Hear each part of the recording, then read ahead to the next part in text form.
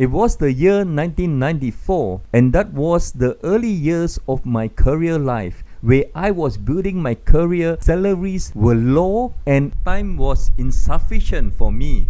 And the Lord says to me that He is going to give me a degree, because at a point of time I only have an IT diploma. And to get a degree for me is a far-fetched dream.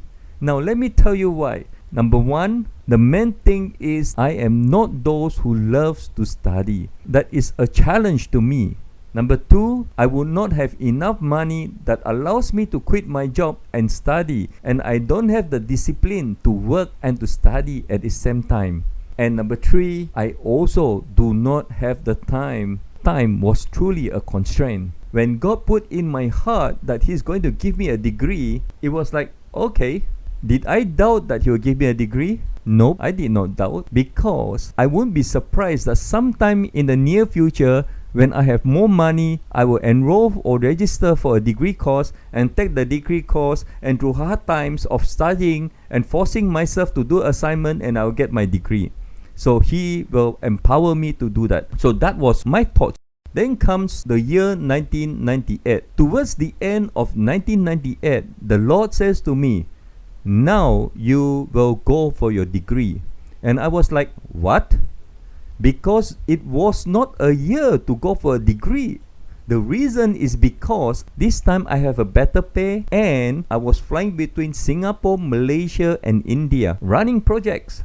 So how am I going to attend any classes? And during that time, email and internet was not so advanced as today. So I said, God, how am I going to get a degree? Time is a problem, and my discipline is also a problem. And the Lord opened my eyes to see there were a lot of advertisement in Singapore, and there's this banner says degree in IT, University of Portsmouth, UK. So I said, oh, okay, you want me to register for this university? And the Lord put into my heart, write a letter to the university and tell them that you want to register as a student of distant learning, self-study. So at that point of time, there's no online courses. So it's called self-study. That is what I did. And email was a problem at that time as well. Not many people have email.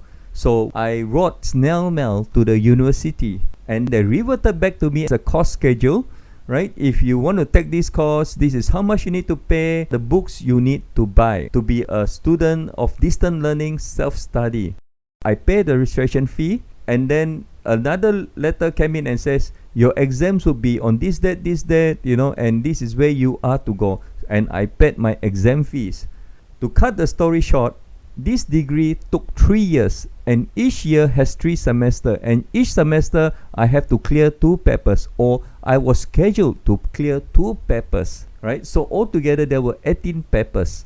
So remember, I said that I'm not those who enjoy studying and having discipline issues. Now here is the miracles. This is a degree course of 3 years, 3 semesters a year, and every semester to clear 2 papers. I pay my exam fees only. I did not attend any classes, and I did not buy any books. I just go to British Council and sit for the exam at a specified date and time.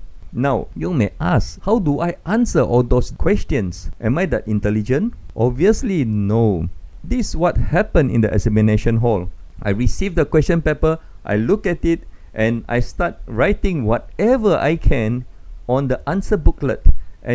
And those who have done studies, right, you will know that the answer booklets, they have all the single lines. So what I did was, I write on one line, I skip one line, I wrote on the next line, and I skip another line, and I wrote a line, and I skip, go on like that. And the next page, I leave it empty so that I'll be writing on the third page. One line, skip one line, skip one line. Keep doing that so that it looks more impressive that I have more things written down. And not only that, my answer were in point forms, and whatever comes to my mind, I just write them down. Obviously, a booklet is more than enough for me. I only get to fill up maybe 4 to 5 pages. And what is amazing is this: I passed all the papers except one. All the papers, 17 of them, I passed them without even failing once. except one paper is called Foundation of something I could not remember, and that was the first paper. I felt that. Before my second attempt, I prayed and I asked God to bless me so that I can pass the second attempt. And I failed the second attempt, prayed the third attempt, and I said, God, help me. This paper is holding me back, right? And I've been passing the other papers. And I prayed and I go and take the exam. And guess what? At my third attempt, I fell. So now comes the fourth attempt. And before the fourth attempt, I came before the Lord and I said, God, what did I do wrong, God? I could not understand why I fell. And the Lord put in my heart and says, I want you to know that this degree was given to you. It is not because you are so clever, but it's because my grace is there to provide for you.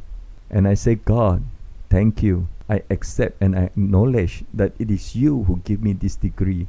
And I took my fourth attempt of that paper and I passed. So that's how I got my degree, and I was awarded my degree in the year 2002 by the University of Portsmouth, and it's a degree in computing. So you see here the miracles, having no classes, no textbooks, no online studies, and the Lord truly honored His word. He presented me a degree in IT according to His way, not my way.